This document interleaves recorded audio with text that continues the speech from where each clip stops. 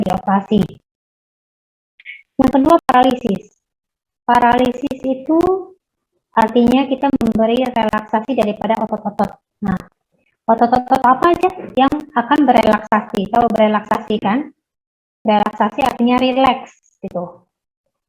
Bisa dari otot abdomen atau otot perut ya, ketika dilakukan operasi perut atau laparotomi, ya kan, akan butuh relaksasi daripada otot perut. Atau misalnya dilakukan operasi seksial sesar atau melahirkan bayi, ya kan, perlu dilakukan relaksasi ya. Nah, itu yang kita berikan anestesia, tujuannya seperti itu, paralisis. Dan amnesia. Amnesia artinya kehilangan daripada memori ya, atau tidak sadar, artinya pasien tertidur ya. Oke, jadi anestesi itu sekarang makin berkembang ya, semakin modern ya. Jadi tujuan dari anestesi itu apa sebenarnya? Tujuannya supaya pasien itu dapat menjalani operasi dengan aman ya, aman dan nyaman ya. Oke, juga kita bekerja sebagai provider ya, provider, kita memanage pasien-pasien itu di luar daripada dokter bedah. Kalau misalnya operasi, orang awam tahunya hanya dokter bedahnya saja, ya kan? Dia tahu di belakang bahwa ternyata ada dokter anestesi yang memantau kondisi pasien selama operasi. Ya kan? Selama operasi, dokter bedah hanya melihat daerah operasinya saja. Mereka hanya memotong, mengapa, tapi mereka tidak melihat kondisi pasien secara keseluruhan. Mereka tidak memantau tekanan darahnya, mereka tidak memantau saturasinya, denyut jantung. Itu siapa yang memantau?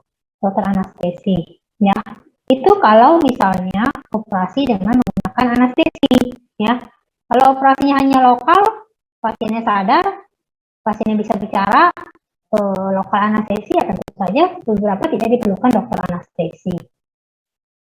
Oke, kemudian selama operasi itu sebelum 1 hari sebelum kita evaluasi, pada saat operasi kita pantau, bahkan sampai setelah operasi 24 jam pos operasi, itu kita sebut sebagai peri operatif ya.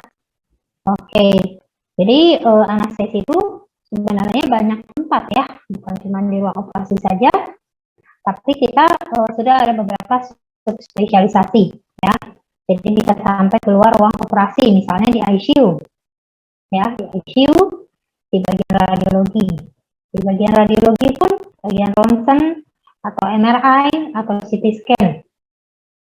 Misalnya bayi usia 3 bulan mau dilakukan MRI. MRI itu magnetic resonance MRI lah ya, pokoknya itu dilakukan, itu durasinya itu lebih kurang 45 menit ya kan. Kalau CT scan mungkin hanya 5 menit, ya nggak perlu anestesi, nggak apa-apa. Tapi 45 menit itu cukup lama loh, dan tidak boleh bergerak. Jadi ada beberapa pasien, bahkan misalnya anak-anak, itu tidak mungkin kita suruh 45 menit tidak bergerak. Nah, itulah diperlukan dokter anestesi untuk menemani pasien, untuk memberikan obat sedasi atau obat tidur selama tindakan dan memantau kondisi pasien sampai selesai. Ya, di bagian obstetrik misalnya mau melahirkan, ya, melahirkan, seksio atau operasi, bukan dokter anestesi. Di bagian cath lab itu bagian angiografi jantung, ya. Misalnya ada penyumbatan jantung, ya, pemasangan ring, itu memang bisa dilakukan dengan lokal, artinya tanpa pendampingan dokter anestesi. Tapi untuk kasus-kasus yang pasiennya tidak sadar, terhubung dengan mesin anestesi atau dengan pemasangan selang nafas, anestesi akan hadir dan mendampingi. Ya, begitu juga dengan psikiatri. Psikiatri itu ada beberapa yang dilakukan tindakan, ya. Tindakan itu biasanya perlu anestesi juga. Oke, dan anestesi berkembang juga semuanya harus mengerti tentang CPR. CPR atau cardiopulmonary resuscitation itu atau RJP ya, resusitasi jantung paru itu diperlukan ketika terjadi henti jantung ataupun henti nafas ya, kita pompa jantungnya yang kayak di film-film itu yang sampai shock ya, DC shock atau apa itu merupakan satu kepatuhan ya. Oke, jadi itu gambarannya, jadi kita bisa lihat definisinya ya, hampir semuanya sudah saya tadi jelaskan, kita ulang sekilas bahwa kita bagaimana kita mengakses pasien akan dioperasi besoknya, misalnya besoknya mau operasi laparotomi atau bedah khusus ya, diperlukan misalnya darah pasien itu hanya 8, HB-nya hanya 8, sedangkan normal HB itu 12, berarti kan diperlukan persiapan darah. Nah, selain dokter bedah, kita juga perlu mengakses dan mempersiapkan kondisi pasien agar optimal untuk operasi. Jadi kita assessing, berkonsultasi juga ya dengan misalnya diperlukan konsultasi dengan spesialis lainnya. Misalnya ada masalah paru-paru, jadi kita konsul juga ke dokter paru untuk evaluasi, memprepare atau mempersiapkan pasien untuk di anestesi ya. Kemudian selama operasi tentu pasti ada rasa nyeri. Setelah operasi bagaimana kita mengatasinya ya. Terus kemudian seperti sudah saya sampaikan bahwa pada saat intra-op kita bagaimana memonitor kondisi pasien, kemudian pada saat operasi terjadi pendarahan, bagaimana kita mengatasinya, dan bahkan setelah operasi apakah perlu langsung masuk ke ruangan ICU ya kan, setelahnya kita pantau sampai di ICU, atau misalnya stabil sudah setelah operasi kita pindahkan ke ruangan biasa, kembali ke ruangan ya. Kemudian beberapa berkembang menjadi pain ya, rasa nyeri, pain center ya, kita atasi dengan mendiagnosa dan menterapi ya. Kemudian CPR yang tadi saya jelaskan tentang resusitasi jantung paru ya. Kemudian bagaimana evaluasi daripada paru pasien tersebut ya. Kemudian ya, semua tentang anestesi, pernapasan, dan ICU ya. Kemudian oke ya, terus kemudian jadi yang sudah saya jelaskan tadi bahwa anestesi itu harus ada balance, keseimbangan antara ya kan, kita tadi membuat apa, 3 itu amnesia, kita membuat lupa atau tertidur ya, analgesia, tidak ada rasa nyeri, dan relaksasi daripada otot-otot. Jadi ada 3 ya, balance dengan operasi ya, operasi itu sendiri yang bisa menimbulkan rasa nyeri, rasa stres daripada pasien. Jadi kalau misalnya kita visit pasien atau kita evaluasi pasien sebelum operasi, apa yang kita evaluasi ya, kita harus tentukan kondisi daripada pasien, bagaimana kondisi medisnya, statusnya ya kan, sehingga kita bisa menentukan anestesi yang apa akan kita lakukan ya kan. Kemudian kita bahkan mungkin bisa berdiskusi dengan pasien rencananya apa ya, tujuannya apa ya, tujuannya untuk mengurangi angka kesakitan, morbidity daripada post operatif ya. Kemudian kita pada saat operasi ya, jadi kita tahu kondisi-kondisi mana aja yang harus kita perhatikan, bahkan kita persiapkan pada saat operasi. Misalnya operasi bedah khusus yang berdarah-darah gitu kan, jadi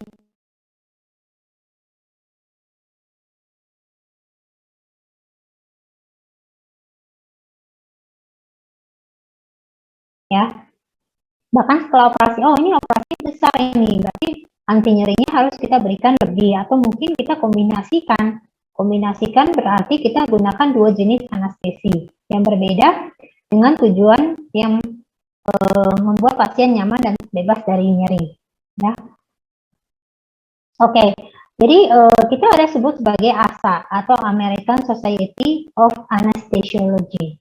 itu merupakan klasifikasi daripada status fisik daripada pasien yang kita evaluasi sebelum dilakukan anestesi atau operasi.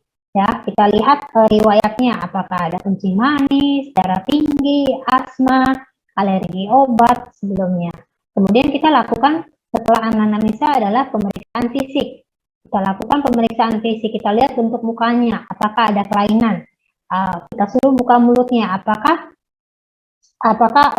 ada gigi palsu yang harus dilepas, kemudian apakah mulutnya itu bisa terbuka dengan sempurna, atau kira-kira ada masalah dalam buka mulutnya. Tujuannya kita mengevaluasi itu apa? Karena misalnya kita gunakan anestesi umum. Nah, kita gunakan anestesi umum tentu kita harus memasang selang nafas atau ETT yang kita sebut. Nah, pada saat pemasangan selang nafas, tentu mulut pasien itu harus terbuka, bisa terbuka lebar. Kalau nggak terbuka lebar, gimana kita pasang selang nafasnya, ya kan?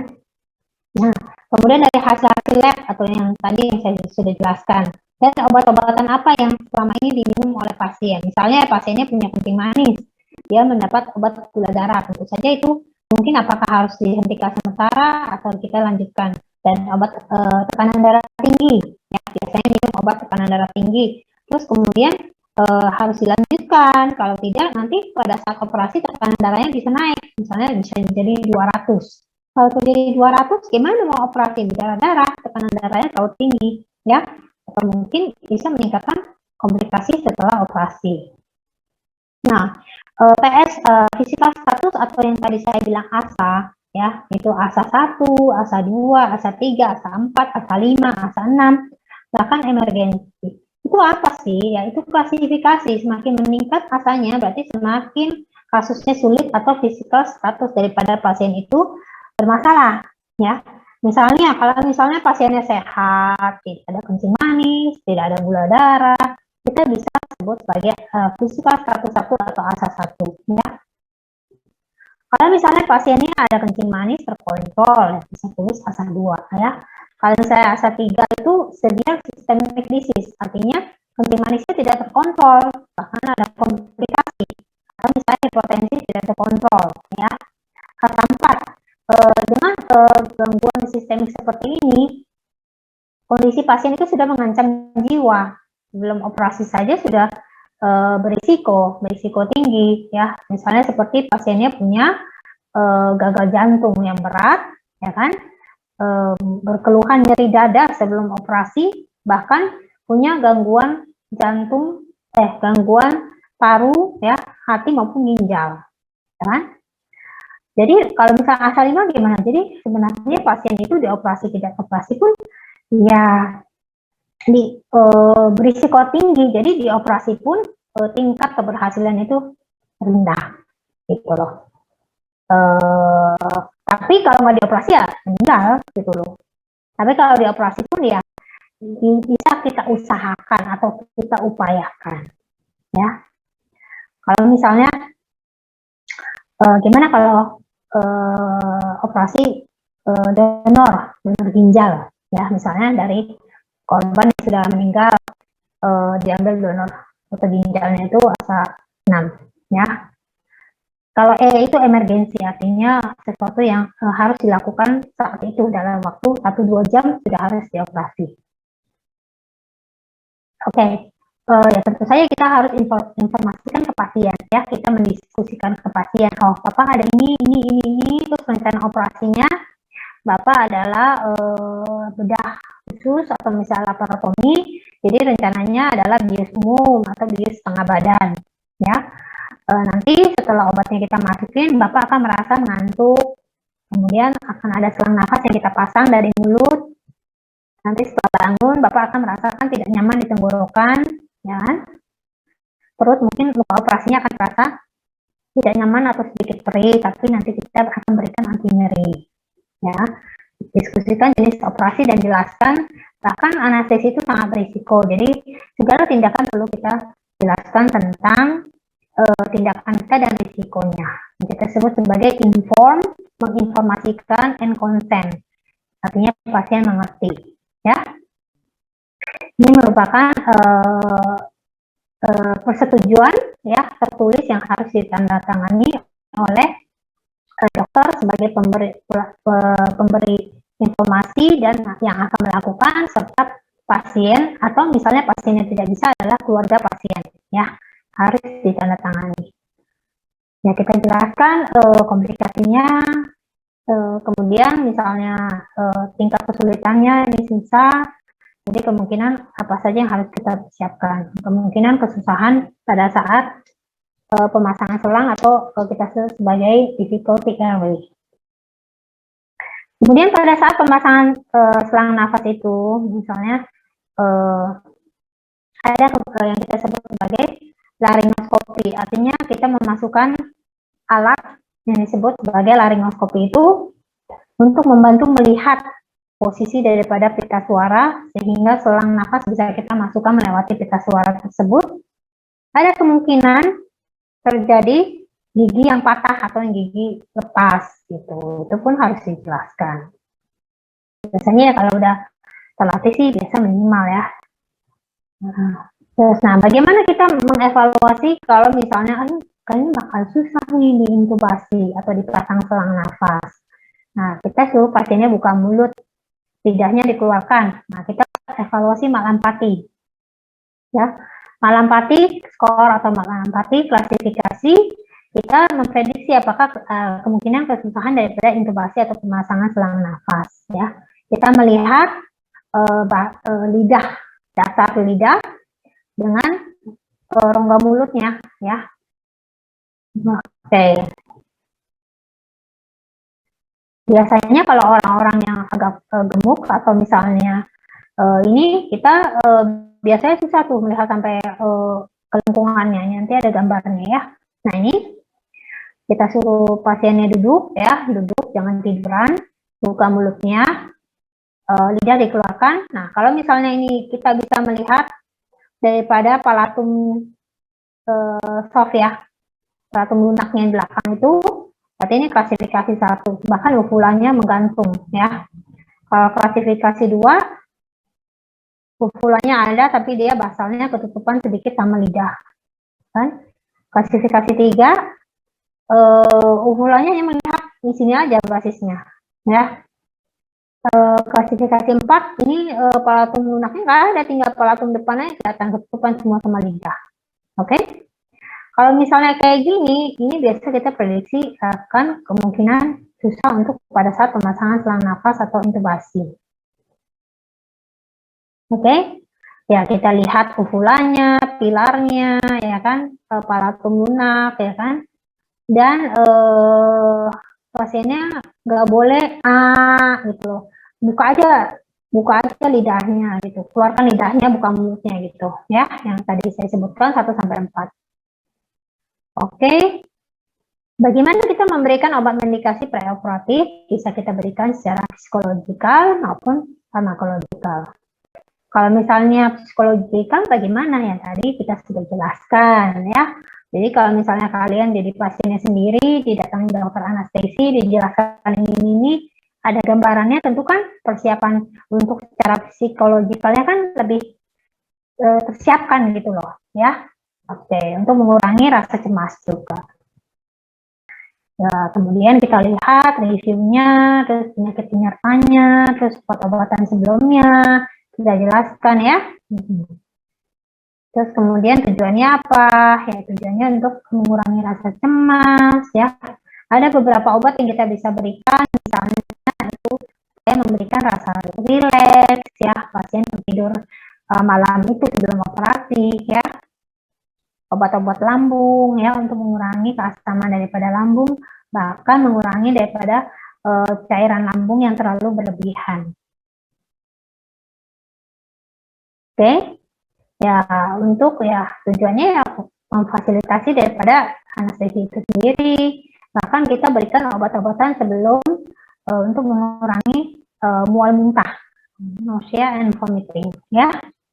Memberikan obat-obat postoperatif analgesia supaya rasa nyerinya tolerable. Nah, bagaimana kita menentukan obat-obatnya? Tentu saja itu harus disesuaikan dengan usia ya. Usia dewasa sama bayi kan beda ya, atau mungkin geriatri itu akan berbeda ya. Kita lihat status fisiknya, terus kemudian rasa cemasnya, terus apakah sebelumnya sudah menggunakan obat-obatan, ya. Kemudian kita harus perkirakan berapa lama operasinya, ya kan? Tentu saja menentukan jenis anestesinya. Apakah operasi yang terencana ataupun operasi yang emergensi atau yang sito, ya. Apakah pasiennya akan dirawat inap atau pasiennya merupakan pasien rawat jalan. Ada juga loh pasien rawat jalan yang dioperasikan itu dengan anestesi, terus setelah anestesi kita pantau di ruang pemulihan, pulang, ya. Oke, jadi ada beberapa obat, misalnya golongan benzodiazepin, ya. Antara lain ada diazepam, lorazepam, midazolam. Tujuan obat ini apa? Untuk membuat suatu ansiolitis, sedasi, amnesia, ya. Ansiolitis artinya supaya bikin rileks, ya. Ansietas, cemas, supaya rileks, ya. Sedasi atau sedikit mengantuk. Amnesia itu lupa ingatan, artinya dia tidak mengingat yang jelek-jelek atau yang kita bisa membuat dia supaya rileks, ya. Bisa juga hidroksin, difenhidramin, fenotiazin, ya. Atau kedua kita bisa golongan opioid. Golongan opioid itu merupakan golongan narkotika, ya. Ini ada di masyarakat, ya. Golongan ini dipantau, ya. Jadi harus dengan surat bersertifikat, ya.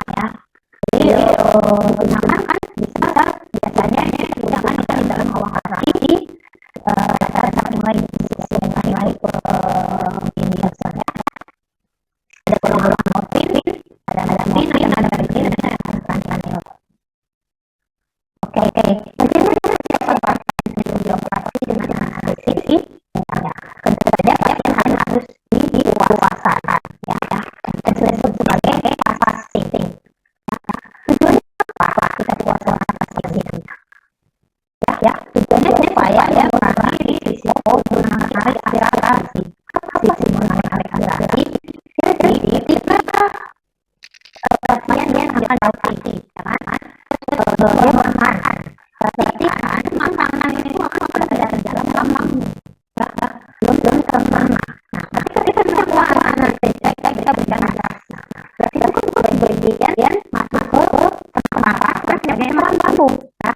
Kemungkinan pada saat memberikan pressure atau tekanan tinggi pasien tidur, terus kemudian relax, pasien relax itu akan udara masuk lambung. Makanan yang belum terkena itu akan bergenerasi balik ke kerongkongan, kan? Kerongkongan masuk paru-paru. Itu disebut sebagai pulmonary aspirasi. Makanan itu masuk paru-paru, apa jadi paru-paru akan sakit, ya. Paru-paru akan sakit dan kira-kira seperti hal ini tidak akan bisa dari paru-paru itu. Risiko dan sangat fatal. Jadi memang bukan bisa puasa, ya. Jadi puasanya itu tergantung jenis kerjanya, ya. Kalau alasan ini biasanya puasa adalah 6 jam, ya. Kalau kita sesuaikan mungkin 4 jam, karena mereka belum makan. Misalnya tadi mereka hanya susu bisa 4 jam, ya.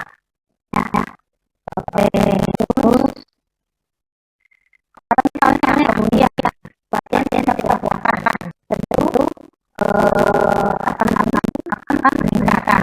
Kita bisa berikan obat-obat buat mengurangi dari cara tidak ada misalnya antara kemudian tidak ada tidak menggunakan lain, ya. Jadi kita bisa menggunakan ulang BCI, pembukaan inhibitor, ya, seperti penyertaan air, ya. Nah, tujuannya apa? Tujuannya untuk mengurangi tekanan dari lambung. Nah, bisa dijelaskan. Misalnya lambung ini terlalu panas, ya, pH-nya terlalu di bawah sama, dan kemudian asam lambung ini naik masuk ke kerongkongan, masuk ke paru-paru,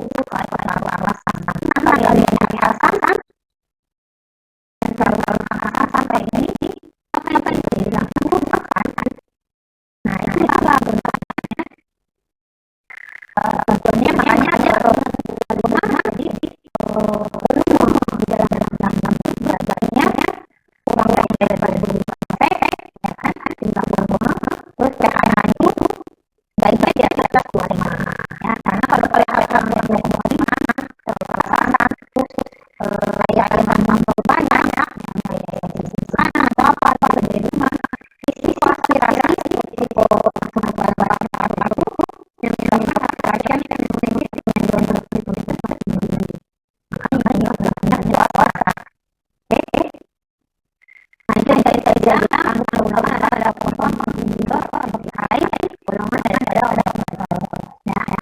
Tadi dia beberapa masih dipakai ya kayak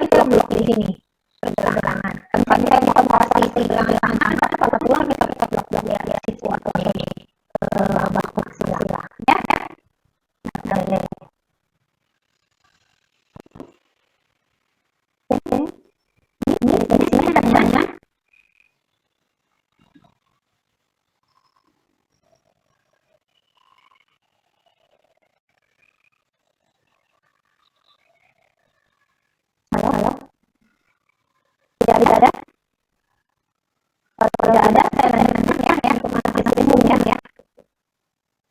Oke. Oke nih, saya nggak kontennya nggak ngomong ya. Jadi tadi kalau saya ini bukan analisisnya, ya, memang katakan sering tangannya, kita bisa berkali-kali. Ini kita lakukan stop dari daerahnya ya. Terus kemudian ini mungkin hasil analisis ya, ini monitor analisis ya, atau monitor ya, yang monitor pasien. Dalam monitor pasien ini ada pembentukan tanda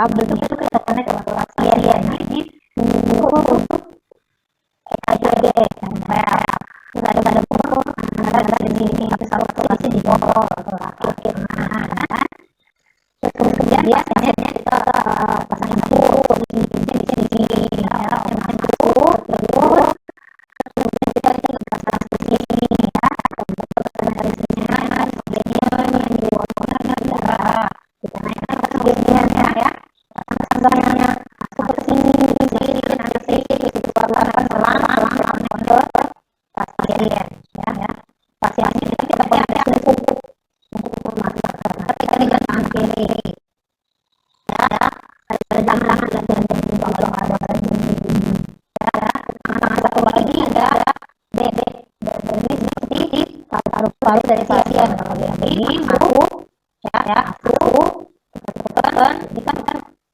oksigen ke dalam sini masuk ke dalam sini keluarkan mas pasien ya nanti kalau misalnya ada masalahnya selamanya mas pasien kita lepas selamanya kita koneksi ke sini ya kita detek posisi selamanya di dalam tubuh sama dengan paru-paru kanan dan paru-paru kiri. Oke. Tujuannya apa sih? Itu yang tadi kami singgung ya. Ada 3 ya. Kemudian dia sama rata. Masalah bisa ya. Ya.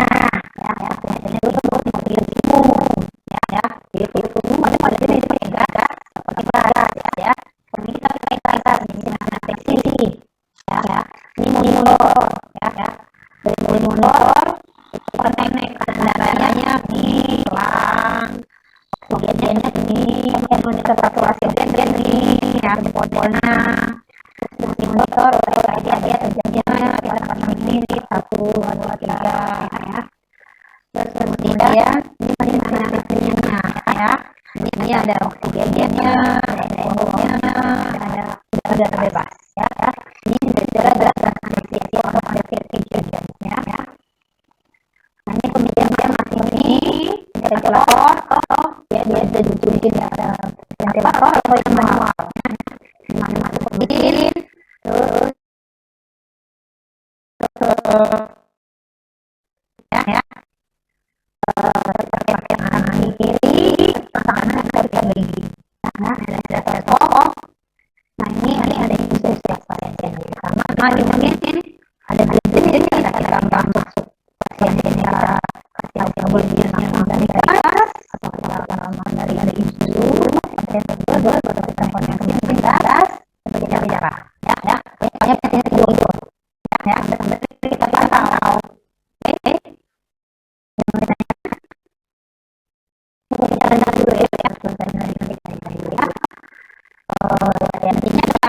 dia sama dia ya. Ada rasa itu relak ya orang. Dari dulu sama dia macam rasa dia tidak pernah merasa. Tapi beberapa sekarang kan ada operasi yang bisa dipakai dulu titik hasilnya cuma pelan-pelan artinya dia tidak ngomong apa pasien itu buat pasien itu bisa dijaga ya untuk operasinya pasiennya ya bisa disesuaikan tujuan dari itu kita membuat pasien menjadi tidak ada kita pada refleks sehingga ini perlu daripada anestesi. Jadi maksudnya saya menerapkan berada saya hidupnya pasien ya. Kemudian saya yang penting saya ya pada pasien itu tentu saja harus menonton daripada atuasi tekanan darah dari pasien itu ya. Kalau pada buat kita lakukan nasi ya nasi itu mengingatkan ujian bermula ya tujuannya apa tujuannya kita melakukan analisis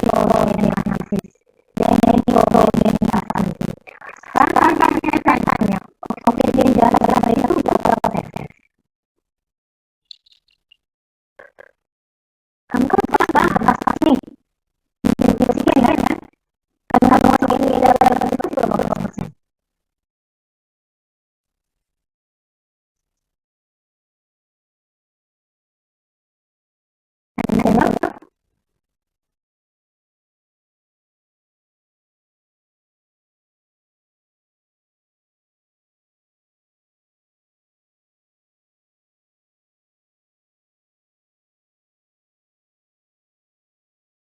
jadi jadi sebenarnya kita itu saya jadi kan udah itu sudah kemudian ya ada dokter ada yang lain ada laki-laki menggunakan menunjukkan oksigen atau sen ya dengan menggunakan atau yang lain lagi ya oke nah itu kita sudah sebagai inhalasi jadi yang menggunakan keras berarti inhalasi ya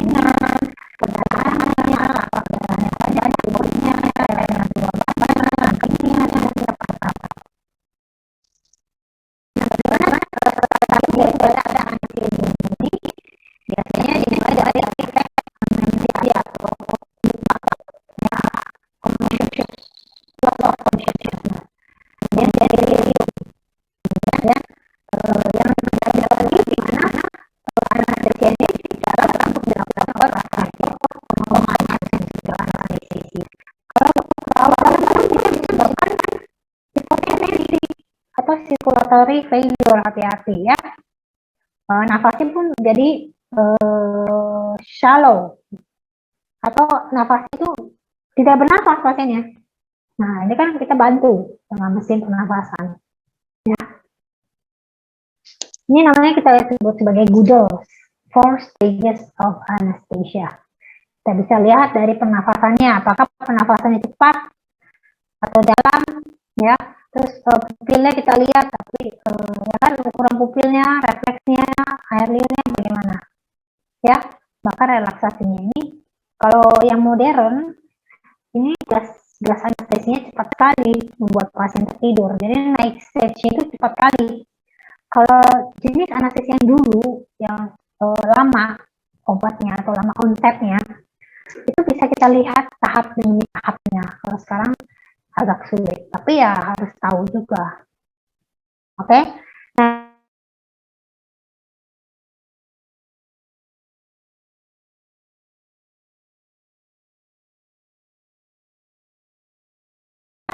kalau misalnya operasinya jenisnya mild, artinya nggak buka perut, itu paling operasi mata atau operasi apa, tentu aja ada cairan yang maksudnya ada ekstravasasi ya daripada surgical trauma. Berarti kita bisa ganti cairannya lebih kurang 2-4 cc per kilogram. Misalnya pasiennya 50 kg, berarti sekitar 100 ya, 2 kali 50 100 cc per jam. Itu cairan yang kita berikan lewat infus ya. Nah, kalau misalnya terjadi perdarahan, bagaimana? Ya, kita harus ganti cairannya. Misalnya terjadi perdarahan 100 cc, ya. 100 cc kalau misalnya kita mau berikan cairan kristaloid, kita bisa berikan 3 kali. 3 kali 100, 300, ya. Tapi kalau misalnya kita gunakan cairan koloid, ya nanti kalian baca tentang cairan ya. Ada cairan kristaloid, ada cairan koloid, cairan ataupun mengganti darah ganti dengan darah, ya. Perbandingannya, kalau misalnya dengan cairan kristaloid, kita bisa berikan 3 kalinya. Nah, kalau cairan koloid kita berikan 1 kali. Kalau darah itu kita berikan 1 kali, ya. Oke, cairan kristaloid itu ya untuk mengganti cairan maintenance, cairan yang keluar ketika space loss, cairan yang menguap, ya. Oke. Terus kemudian selama operasi tentu kita pantau tekanan darah, nadinya. Terus kemudian kalau kita pasang selang kencing, kateter kencing, ya kita lihat jumlahnya, ya. Terus ini alat-alat invasif, artinya alat-alat yang invasif. Oke, kita pasang ke dalam pasien, ke dalam pembuluh darah pasien, ya. Lalu kita bisa ukur.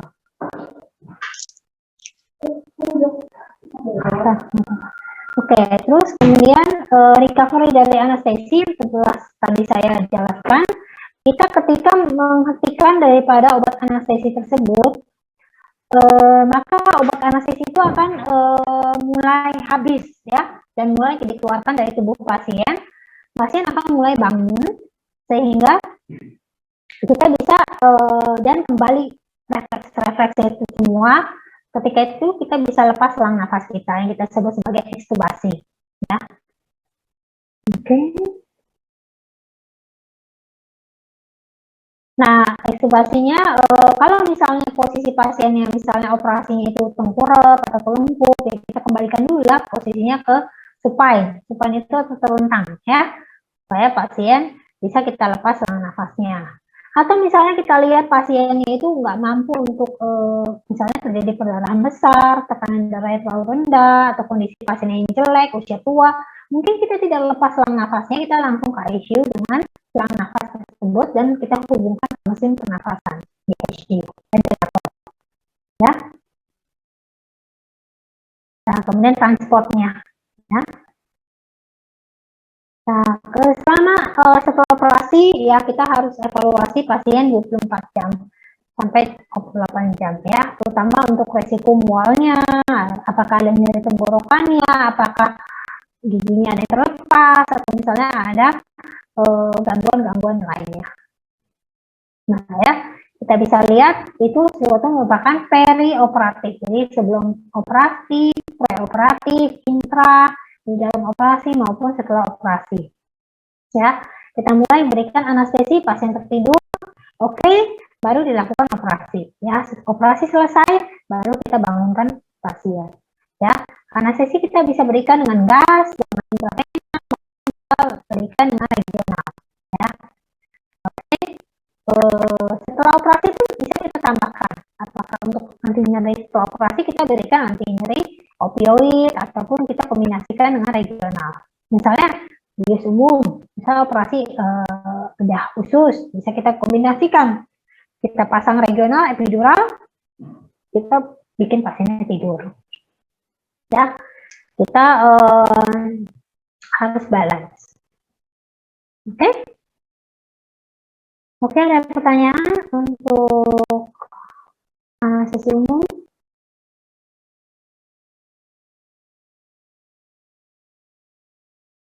Tidak? Kalau tidak ada, kita lanjutkan ke regional ya. Regional anestesi itu kita tahu ada namanya spinal, ya spinal, ada epidural, ya. Epi itu apa? Epi itu di luar, ya. Epidural, di luar daripada dura mater, ya. Peripheral block yang tadi saya jelaskan sekilas, ya. Kalau spinal anestesi itu apa? Temporary interruption of nerve transmission dalam subarachnoid space dengan pemberian lokal anestesi yang diinjeksikan ya lewat belakang ya, belakang punggung itu kan ada space tuh ya, ada sumsum tulang belakang ya, ada lumbal namanya ya, lumbal ada tulang tengahnya ada space. Nah, di sana itu kita suntikan terus melewati subarachnoid space. Nah, di dalam melewati dura mater itu akan ada namanya subarachnoid space. Nah, di tandanya apa? Keluar cairan CSF. Nah, itu yang disebut sebagai subarachnoid space. Di mana CSF atau cairan otak itu keluar, bisa keluar. Nah, ini lokasinya di sana gitu. Nah, itulah obatnya kita masukin ke sana dan bergabung dengan CSF atau bergabung dengan cairan otak itu ya. Nah, ini anatominya ya, anatomi daripada tulang belakang ya. Kita melewati apa saja ya, dari yang luar ada ligamen ya, terus nanti baca ya sendiri. Yang tadi saya udah bilang bahwa kalau misalnya epidural itu epi itu di luar daripada dura mater ya, itu tidak ada cairan CSF ya, hanya rongga-rongga seperti rongga kosong, tapi rongga kosong yang ada jaringan-jaringan sarafnya juga ya. Jangan kalau misalnya di dalam dura mater itu subarachnoid space itu dia isinya adalah cairan CSF ya. Oke. Nah, kita tahu bahwa ada tulang vertebra itu terdiri dari apa saja yang tadi saya jelaskan ya. Kita kalau spinal daerah lumbal ya, sakral. Nah, ini tulang belakang kita ya. Ini dari belakang kelihatannya lurus, tapi dari samping sebenarnya kita melengkung ya. Ini kan dari lumbal dari sini ya. Nanti kan ini tulang ya, dan tulang itu ada space. Nah, ini suntikan, nanti jarumnya kan masuk terus tembus ya, terus kemudian keluarlah cairan CSF itu. Nah, itulah subarachnoid space. Ini diperbesarnya ya, ini terus masukin dari belakang ya.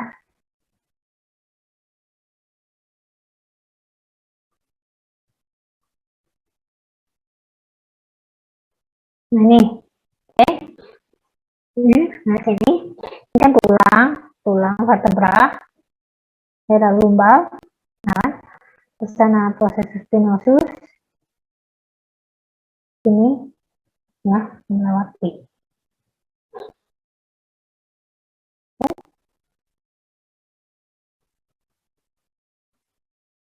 Nah, ini ya, tulang ini terus ini space-nya di sini, ligamentum flavum ya.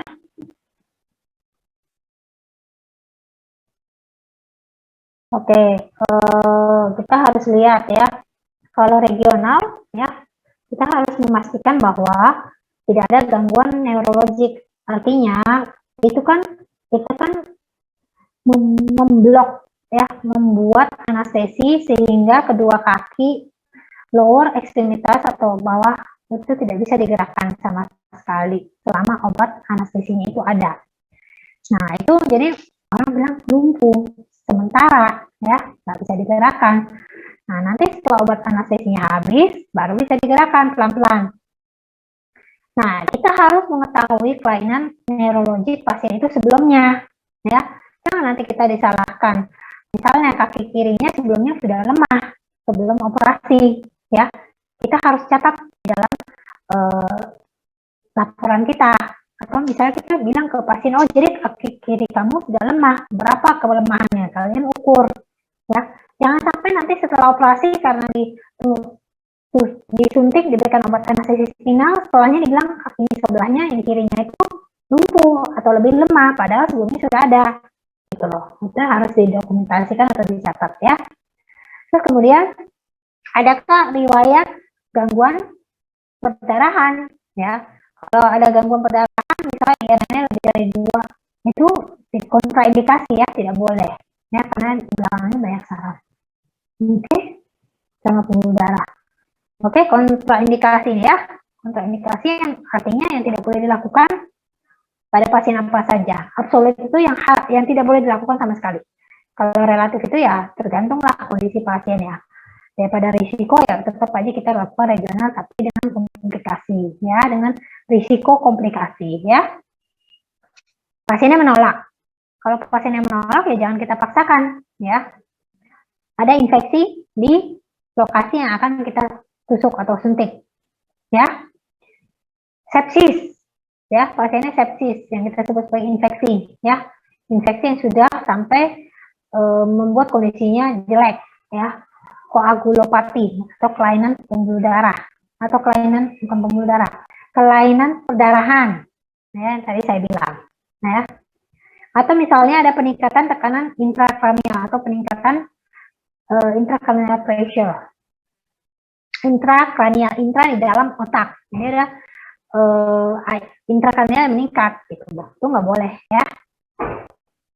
Kalau relatif ya bisa aja chronic back pain atau nyeri tulang belakang atau hipovolemik, kurang cairan, ya itu bisa kita lihat kondisi pasiennya.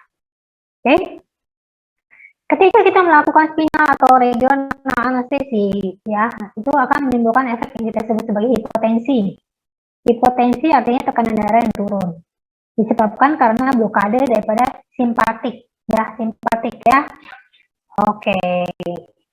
Sering terjadi pada pasien hipovolemik, kurang cairan, orang tua, ya, maupun adanya penyumbatan atau obstruksi.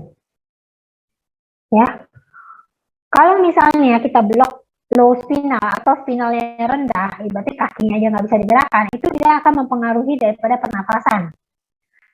Tapi blok itu misalnya naik dari perut ke umbilical ke dada, ya kan? Sampai naik ke tengah dada itu yang kita sebut sebagai naik atau high block ya. Itu pasien bisa merasakan sesak ya. Hati-hati kalau terlalu tinggi bahkan bisa memblok pernafasan atau otot-otot pernafasan, pasien tidak akan bisa bernafas. Ya, itu harus kita sesuaikan dosis, posisi, usia ya. Kalau bloknya apa aja, bisa diblok daripada kandung kemih ya, daripada usus ya, bisa pembuluh darahnya jadi rileks ya, vasodilatasi ya. Oke. Nah ini jenis-jenis jarum spinal, ada jenis yang tajam, cutting ya, atau yang pensil ya. Nah ini ya Quinque yang tajam ini biasa kita gunakan. Kalau misalnya tuohi ini untuk epidural, nah epidural ya, di luar dura mata. Tuohi ya.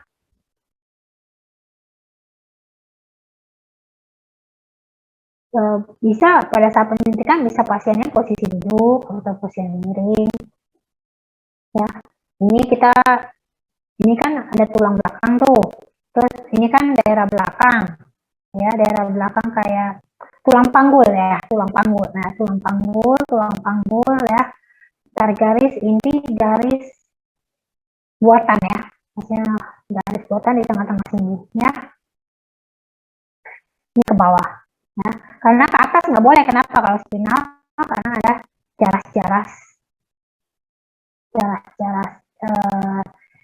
tulang belakang atau misalnya saraf tulang belakang ya, terakhir di sini.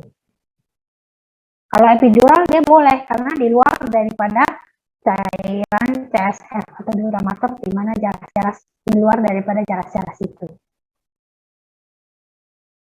Oke.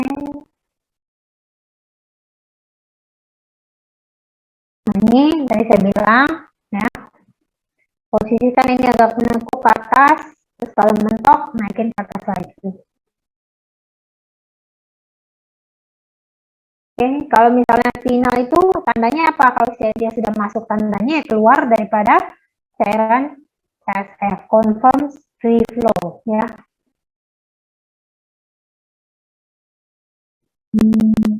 Ya, bagaimana kita menentukan daripada lokasi blok yang kita inginkan untuk spinal ya? Tentu saja dari dosis yang kita berikan. Kalau semakin baik dosis, tentu bloknya akan semakin tinggi ya. Tadi saya bilang semakin tinggi artinya naik ke atas sampai ke dada ya. Ya, dosis itu berkaitan dengan volume. Jadi kalau misalnya volumenya makin banyak, berarti berapa miligramnya pun masih makin banyak, dosisnya pun makin banyak. Dan varisitas. Jadi lokal anestesi atau anestesi yang kita bisa gunakan untuk spinal itu ada berbagai jenis, ada 2 jenis ya. Satu, yang varisitasnya atau varisitasnya itu sama seperti CSF atau cairan cerebrospinal. Nah, kalau sama berarti dia tidak akan turun. Kalau dia hiperbarik, artinya hiper, berarti varisitasnya itu lebih kayak kita ngomong lebih kental, lebih apa. Jadi ketika dia bersatu dengan cairan CSF, ketika kita obatnya masukin, ya kan, itu kan bersatu dengan cairan CSF itu, dia akan turun ke tempat mengikuti gravitasi, ya, gravitasi dan memblok saraf-saraf yang di bawah, gitu. Makanya kalau misalnya kita mau lakukan spinal, biasanya kita gunakan namanya hiperbarik. Jadi varisitasnya yang lebih tinggi daripada CSF. Jadi ketika kita gabung dengan CSF, dia akan turun. Dan turun memblok mana? Yang ke bawah, kaki-kakinya. Ya, gitu. Jadi dia tidak akan naik ke atas sampai ke leher, itu membuat sesak. Oke, ini kelengkungannya ya. Oke, nah ini obat-obatnya ada apa aja? Ada kita tetrakain, ada bupivacain ya. Kita bisa memblok. Nah, ini yang tadi saya bilang blok-bloknya selevel apa levelnya. Jadi kita harus ingat dan kita harus tahu. Kalau misalnya level umbilical pusat. Nah, pusat perut kita itu yang kita sebut sebagai level T10 ya. Kalau misalnya nipple kan payudara itu T4 ya. Jadi kalau antara nipple dengan umbilical itu di tengah-tengah itu, yang tengah itu jadi T6 ya. Jadi kita ini sesuaikan berapa banyak dan ini berapa lama. Misalnya ini bisa obatnya bertahan lebih kurang 2 jam. Jadi 60 menit kan 12 sampai 20 menit 2 jam. Gitu. Ya, bisa 2 jam tergantung daripada operasinya. Makanya kita harus tahu berapa lama operasi yang kita rencanakan. Kalau misalnya nanti operasi itu 6 jam, terus misalnya di daerah kaki, ya kan, kamu kasih obat ini, kamu perkirakan obatnya bisa bertahan nggak sampai operasi selesai? Enggak kan? Nah, itulah gunanya cara lain. Misalnya kita gunakan spinal one shot. Berarti one shot itu sekali kita masukkan, obatnya kita masuk, kita nggak bisa nambah lagi. Kalau epidural, itu kita ada pasang namanya kateter. Nah, kateter tipis itu yang kita pasang itu kita tinggalkan di sana. Nah, kalau misalnya obatnya habis, bisa kita tambahkan lewat kateter itu. Jadi durasi anestesinya atau obat anestesinya itu kita perpanjang. Dia mau operasi 10 jam, ya kita bisa aja nanti obatnya mau habis kita tambahkan lagi lewat kateter itu, ya kan? Nanti 1 jam lagi kita tambahkan lagi. Itu. Jadi tergantung jenis operasinya. Nah, oke. Nah, ini tadi saya bilang ini ya, segmental level ya. Nah, kalau misalnya dia perut, itu T10. Ya, nipple itu T4.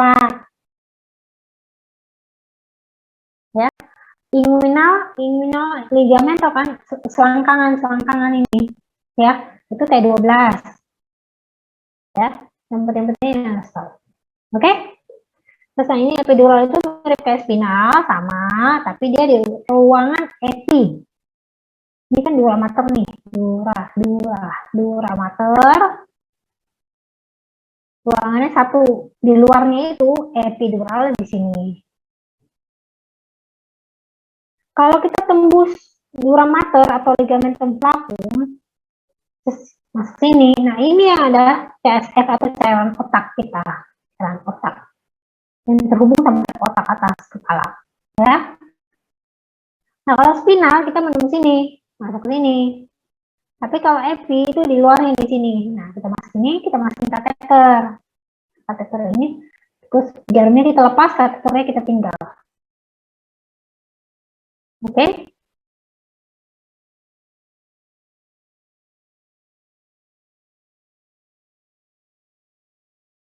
Dan tadi saya bilang epidural kita gunakan tuohi untuk masukin kateternya nanti mas teman. Kalau epidural bedanya dengan spinal, epidural itu kita bisa pasang di daerah atas sampai ke dada, ke belakangnya bisa. Kalau spinal nggak bisa. Nah, ini tekniknya loss of resistance kalau misalnya epidural. Ya, pemasangan kateter. Ya.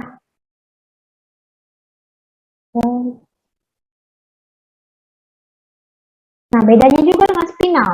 Kalau misalnya spinal kan kita udah pasti masuk ke CSF kan, ya kan? Nah, itu tujuan kita, target kita lah. Keluar cairan CSF melalui lubang jarum spinal yang kita masukkan. Tapi kalau epidural nggak boleh di luarnya. Jadi epidural itu nggak boleh ada CSF. Jadi kita tahu dengan loss of resistance, kita masukin udara, dia tiba-tiba udaranya hilang atau tertarik. Nah, kita harus melakukan namanya tes dos kalau misalnya epidural, itu untuk memastikan dia tidak masuk ke dalam pembuluh darah ataupun dari lebih lanjut ke dalam CSF. Ya, tes dosnya yang kita gunakan adalah 3 mili cairan dari lidocain, campuran dari lidocain dan epinefrin. Ya, campuran dari lidocain yang kita gunakan targetnya adalah 1,5%. Dengan epinefrin konsentrasinya adalah 1:200.000. Total cairan terkandung adalah 3 cc. Cairan kandungan dari lidocain dan epinefrin untuk lakukan tes dos ya. Oke. Bedanya juga kalau misalnya spinal itu onsetnya cepat. Jadi ketika kita masukkan kita lakukan penyuntikan, terus kemudian keluar cairan CSF, kemudian kita masukkan obat, efeknya langsung terasa. Jadi kedua kaki pasien tidak bisa digerakkan. Kalau misalnya epidural itu butuh waktu perlahan-lahan, ya, bisa 15-30 menit baru berefek.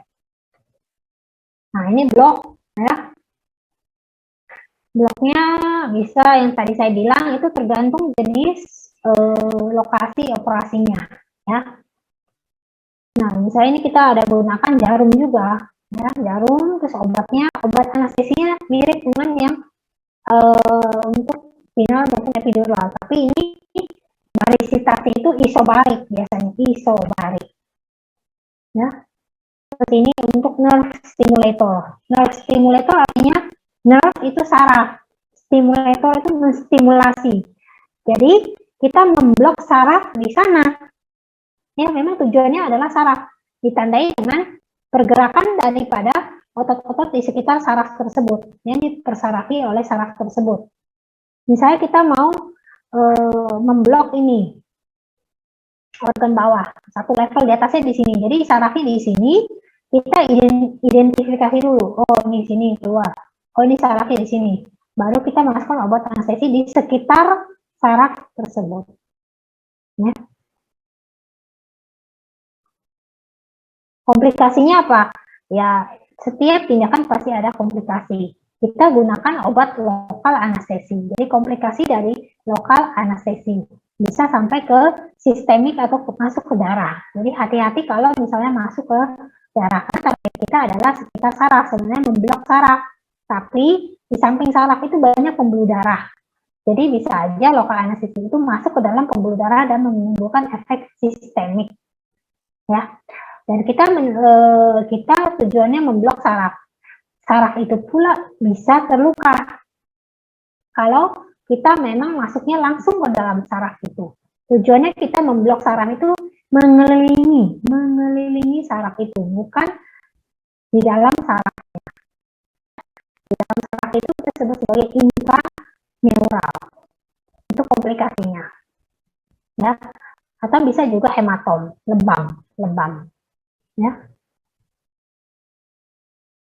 Kontraindikasi daripada blok saraf perifer apa? Pasien menolak. Kalau menolak ya kita tidak boleh paksakan. Infeksi dari lokalnya, lokal infeksi dari tempat yang akan kita suntik, gangguan perdarahan, ataupun dia ada gangguan saraf sebelumnya. Itu hati-hati ya. Jangan sampai nanti disalahkan setelah diblok, jadi tidak bisa bergerak tangannya. Ya. Oke, bahkan sampai ke leher pun bisa, ya, bloknya ya.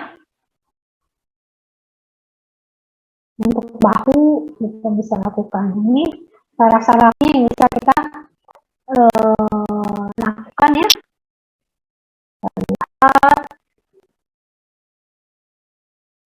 Ini sarafnya dari sini. Oke. Ini udah kelihatan belum? Sarafnya. Terlihat dok. Oke. Nah ini kan kita tergantung ya, kita mau memblok saraf apa. Kalau upper extremities artinya ekstremitas atas. Ya, ekstremitas atas seperti apa? Elbow atau misalnya siku, ya, atau pergelangan tangan, wrist, ya. Jadi kalau misalnya elbow ya kita blok ini saraf di sini ada apa aja, nah, itu harus kalian tahu, ya. Kalau wrist itu pergelangan tangan, dia ada saraf medianus, ada saraf radialis, ada saraf ulnaris. Nah, ketika kita melakukan wrist block ini, ketiga saraf ini harus kita blok, ya. Nah, kayak gini nih, misalnya kayak gini, ya kan? Wrist itu pergelangan, ya. Dia ada radialis, ada medianus, sama ulnaris, ya. Nah, kalau ini kan daerah siku, ya. Siku pun sama atas itu, ya kan? Ada medialis, ada radialis, ada ulnaris. Cuman posisinya dia kan mengikuti berubah-ubah, tapi sarafnya itu posisinya sesuai dengan ini. Ya, kalau ini wrist pergelangan tangan, ya. Kita tahu biasanya itu saraf itu di sampingnya adalah pembuluh darah, makanya itulah hati-hati. Misalnya kayak gini, kita identifikasi radialis nervus itu dari mana? Dia bersebelahan dengan arteri radialis. Nih, arteri radialis, ini saraf radialisnya. Kita kan memblok ini, makanya sekarang disarankan untuk selain menggunakan nerve stimulator, juga digunakan USG atau ultrasound, di mana bisa dilihat daripada nerve tersebut atau saraf tersebut. Dan ketika kita menginjeksikan atau menyuntikkan itu, bisa kita lihat di sekeliling saraf itu lokal anestesi itu masuk, gitu. Ya. Nah, ini untuk lower ekstremitas atau ekstremitas bawah. Misalnya untuk kaki ya. Nah, ini tahu-tahu aja sekilas. Cuman yang saya sudah sampaikan itu yang harus diingat ya. Nah, ini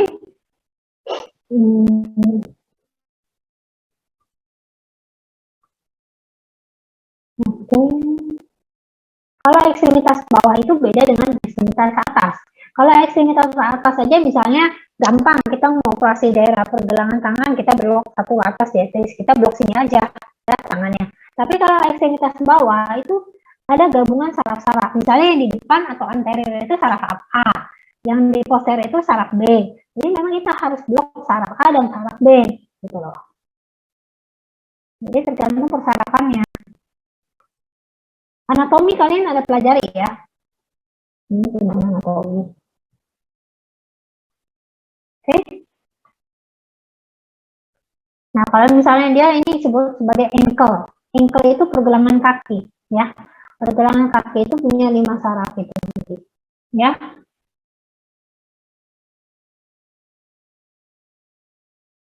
Oke, ada lagi? Oke, selesai.